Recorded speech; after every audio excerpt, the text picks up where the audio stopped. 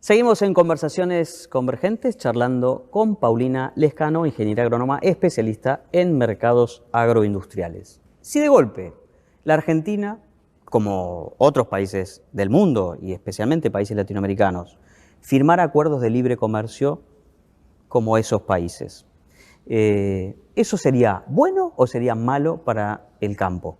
Yo creo que sería muy bueno, pero siempre que se saquen todas las restricciones que estamos teniendo actualmente. Si no, como te comentaba, la competencia es totalmente desleal. Estaríamos con una altísima carga impositiva, productores que no pueden producir como deberían. Sería como salir a boxear con las manos atadas. Claro, exactamente. Entonces, creo que antes de plantear ese tipo de acuerdos de libre comercio, hay que hacer toda la reestructuración en los puntos que estamos viendo ahora.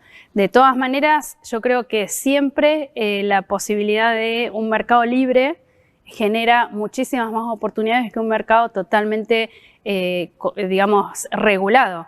Y algo fundamental en relación a esto del libre comercio, en Argentina el consumo doméstico es muy bajo, o sea que todo lo que se produzca de excedente se puede exportar. Y es justamente lo que necesitamos, generar excedente exportable para traer dólares y que nuestra economía se pueda estabilizar. Ahí está otro de los temas por ahí instalados, que es hay que cuidar la mesa de los argentinos. Y como hay que cuidar la mesa de los argentinos, hay que prohibir o limitar las exportaciones de alimentos para asegurar los alimentos para la mesa de los argentinos. ¿Qué pasa con eso? No, eso es falso totalmente. Pensá que en el caso, por ejemplo, del maíz, el 70% de lo que se produce, el 70% se exporta, es exportable. Consumimos, por ejemplo, si tenemos una producción de 50 millones de toneladas, solo 17 millones. Está bastante estancado el consumo doméstico. Todo el resto se puede exportar. En el caso del trigo, lo mismo. En una cosecha normal de 20 millones de toneladas, consumimos nada más que 6 millones de toneladas. Entonces no tiene sentido restringir el mercado. Y así prácticamente con todos los granos, carne, leche, etc. Lo que se ha comprobado con todas las restricciones y estas medidas que se vienen tomando desde hace muchos años es que se genera un efecto contrario. ¿Por qué? Porque esas restricciones rompen el mercado, los exportadores no tienen necesidad de comprar, entonces los precios bajan, el productor recibe menos, tiene menos rentabilidad y en la campaña siguiente seguramente se va a producir menos. Entonces, el efecto es contrario, genera una retroalimentación de la inflación. Producimos más, perfecto. Libre comercio, unificación tipo de cambio, macroeconomía más o menos estable, menos restricciones o cero restricciones. ¿Qué pasa con el mercado mundial? ¿Qué va a pasar con la demanda? No mañana, no pasado, sino en el mediano o largo plazo. Porque si producimos más, el riesgo es que de golpe todos produzcan, los competidores de Argentina, y los precios no compensen esa mayor producción, incluso bajen hasta, a lo mejor no vale la pena producir más. ¿Qué puede pasar con la demanda o qué ves vos que va a pasar con la demanda en los próximos años? Bueno, algo que tiene que ver, la demanda en general viene creciendo, pero no al mismo ritmo de la oferta. Por ejemplo, en estos últimos años hemos visto China como gran demandante, que tiene una economía que está creciendo mucho menos post pandemia. Su población se redujo por primera vez casi en la historia. Entonces, esa demanda que venía creciendo a tasas muy altas está en cierta forma estancada. Y por el lado de la oferta hubo cambios muy significativos en relación justamente a lo que vos decís. Por ejemplo, tenemos a Brasil, que en los últimos años se ha transformado en el principal productor y exportador de soja, ahora en primer exportador de maíz, etc. Entonces, cambió tanto el balance de oferta que vos decís, que haya una situación de mucha oferta de granos y aceites que haga que los precios vuelvan, por ejemplo, a niveles prepandemia. Eso puede ocurrir. De todas maneras, en un plan de largo plazo, en una política de largo plazo, esa baja de precios en los commodities se compensaría, por ejemplo, con un mayor valor agregado local. Por ejemplo, que el maíz, en vez de exportarse hoy un 70% como grano, sin ningún proceso, sea transformado en leche, carne, etc. Entonces, digamos, hay un traslado de valor, quizás menos precio del grano como tal, pero le estás agregando más a la producción. ¿Y qué pasa con esos,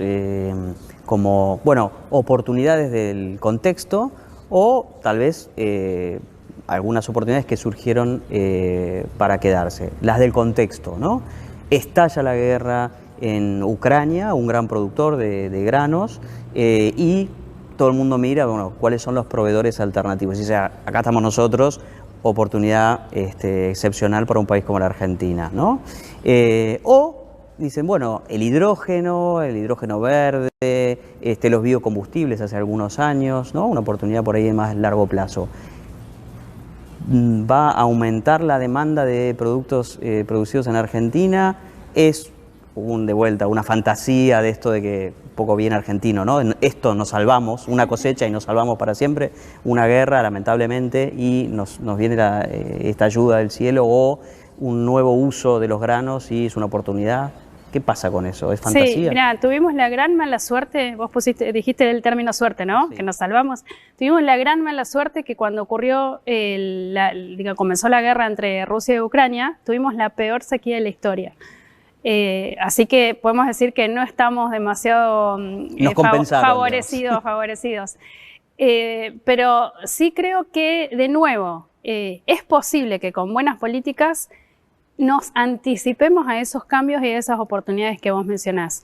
En el caso de la sequía, podemos decir que realmente fue una cosa que en la historia nunca había pasado, fue la peor de la historia. Pero si hubiéramos tenido, no hubiera sido una sequía tan catastrófica, en una sequía más normal, con buenos materiales que se utilicen, con buena tecnología, que el productor tuviera excedente de otras campañas, que el gobierno tuviera excedentes de dólares de otra campaña, etcétera, hubiéramos pasado mucho mejor la sequía. Con eso te quiero decir que las oportunidades van apareciendo, pero para poder capturarlas, como en cualquier parte, en cualquier hecho de la vida, tenés que estar anticipado, preparado para poder capturarlas. Creo que sí, tenemos muchas oportunidades. Tal vez lo que te voy a decir es de alguien muy urbano, ¿no? Pero las sequías, como otros fenómenos climáticos, que el campo obviamente y los productores conocen seguramente mejor que yo, ocurren, ¿no? Y muchas veces son predecibles porque ahora hay nuevas herramientas, pero no necesariamente, o la gravedad no es predecible. ¿Por qué hay tan poco riego artificial en los campos argentinos? Bueno, varias razones, ¿no? Pero las principales son, por un lado, la rentabilidad del negocio no hay excedente, que es lo que hablábamos, ¿no? Si vos generás las condiciones y el productor en general es productor de toda la vida. Entonces, si cualquier cosa que tenga de excedente de dólares o de pesos, los va a reinvertir para seguir produciendo. Entonces, si la rentabilidad es negativa, como viene ocurriendo en varios años, no puede ni aplicar mejores tecnologías, ni en el caso de invertir en el riego. La inversión en riego son inversiones de largo plazo, en donde quizás tardás 5 o 6 años o más en recuperar la inversión. Entonces, en un país con la incertidumbre y la volatilidad y todos los cambios que tenemos día a día, es muy difícil encarar ese tipo de inversiones. Y por el otro lado, no todas las zonas tienen suficiente agua subterránea como para abastecer el riego, que ese es otro gran problema. Otro gran problema del que no hemos hablado todavía es la logística, ¿no? Porque obviamente son grandes volúmenes de producción que hay que moverse y da la impresión de que el camión tal vez no es el modo de transporte más adecuado para esos grandes volúmenes. ¿Cuánto podría mejorar el campo, su productividad, si tuviese una infraestructura que acompañase? ¿Y qué infraestructura falta? ¿Dónde falta esa infraestructura? Bueno, en ese caso tenés, además de la falta de infraestructura, que tenés rutas viejas, rotas, etcétera, que generan mayores costos, riesgos en las rutas y demás, tenés un parque de camiones que la mayoría son más viejos de los 80, o sea, tienen muchísimos años. Lo que mejorábamos en sustentabilidad y aportamos y compensamos, lo empeoramos con los gases de los camiones. Eso sí. Y por el otro lado tenemos, creo que también esto apuntando a largo plazo, ¿no? Tenemos hoy una concentración muy alta de producción, principalmente en lo que es soja y maíz, por ejemplo, una gran concentración en área de producción, que principalmente todo lo que es la zona núcleo, y una gran concentración de dónde salen nuestras exportaciones, que es todo lo que es la zona de puertos de Rosario y demás. Si se hicieran todas las modificaciones que estamos pensando a largo plazo y demás, eso generaría que todo, por ejemplo, todo lo que es maíz, soja, etcétera, se consuma localmente o para hacer biocombustibles o para transformar en leche, carne, etcétera. Entonces, sería súper eficiente, porque hoy estás trasladando maíz, no sé, de una zona de Córdoba al puerto para que se vaya. Si se hicieran todas esas modificaciones, ese maíz quedaría en Córdoba y se transformaría en etanol, en carne, etcétera. Entonces, ahí ya sacás directamente un transporte de 600 kilómetros que estás gastando energía, o sea, estás transportando agua que tiene el maíz, etcétera. Creo que el potencial que tiene el país es muy grande, pero yendo a estas modificaciones que permitirían transformar en origen ese maíz, esa soja y demás. En tu trabajo cotidiano hablas con productores que te consultan, te piden asesoramiento. ¿Qué te piden? ¿Qué te dicen los productores? ¿De qué saben más? ¿Qué necesitan aprender? Bueno, yo siempre digo que al productor le encanta producir. Les encanta. Entonces, de repente, todo lo Digamos, gastan. no es solo un negocio. Claro, no es solo un negocio, pero no, es su vida, es la Digo, pasión. porque si fuera solo un negocio, venden todo y se pasan a un negocio que les genere más rentabilidad. Claro, esa es la complicación que muchas veces cuando uno está en la ciudad dice, bueno, pero si les va mal, que cambien de rubro. No es factible hacer eso. Pero bueno, al productor le encanta producir y entonces está muy atento a las nuevas tecnologías, a cuándo sembrar, qué sembrar, al pronóstico, etcétera. Pero yo creo que le falta al productor argentino meterse también más de lleno en la parte comercial y de negocios. ¿Por qué? Porque es una pata súper importante. O sea, tiene por un lado lo que produce y por el otro lado a cuánto vende esa producción.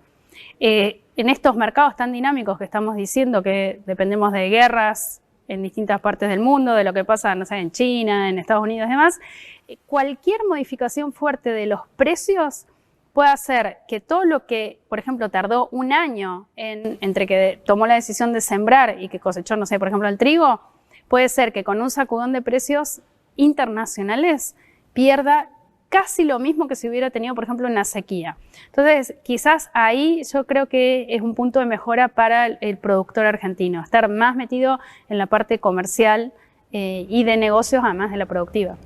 ¿Y qué tanto ha mejorado o no ha mejorado nada en los últimos años? Porque sacudones han tenido varios, digamos. Hay una parte, imagino, más comercial y otra parte más económico-financiera, tal vez, Bueno, ¿no? sí, lo financiero hoy en día te diría que es básico, ¿no? Con los 20 tipos de cambio y más. Y, bueno, no contesté tu pregunta que me decías, ¿qué es lo que más me preguntan?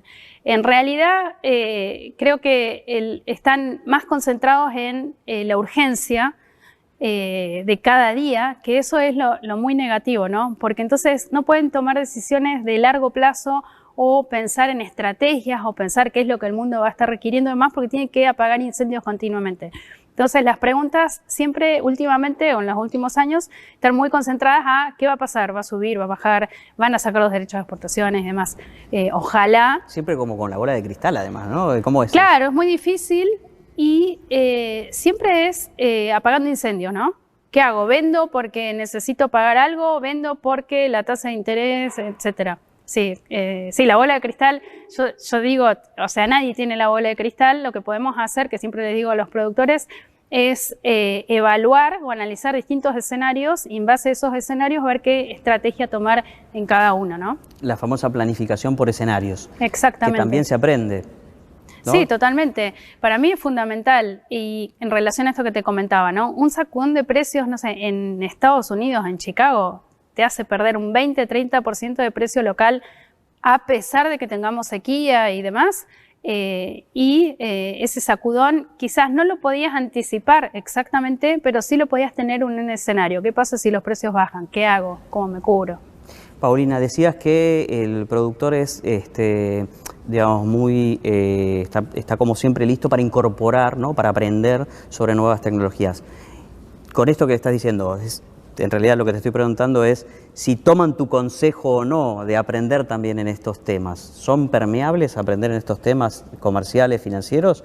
¿O siguen dándose vuelta? No, quiero ver la nueva cosechadora. No, yo creo que hay dos grandes grupos de productores. Los más chicos, los más pequeños que, como digamos, su realidad hace que estén apagando incendios continuamente, no pueden ver el panorama más general. Y después, los medianos grandes, todos tienen muy aceitada toda la parte de análisis financiero y comercial. O sea, hay una gran diferencia entre distintos tipos de productores. Y quizás eso es lo peor, ¿no? Porque los más chicos, que necesitarían más tener todo ese análisis financiero y comercial, son los más perjudicados porque no lo tienen. Paulina, muchas gracias. Bueno, gracias a vos. Estuvimos charlando aquí en Conversaciones Convergentes con Paulina Lescano, ingeniera agrónoma, especialista en mercados agroindustriales. Y nosotros nos vemos la próxima. Muchas gracias.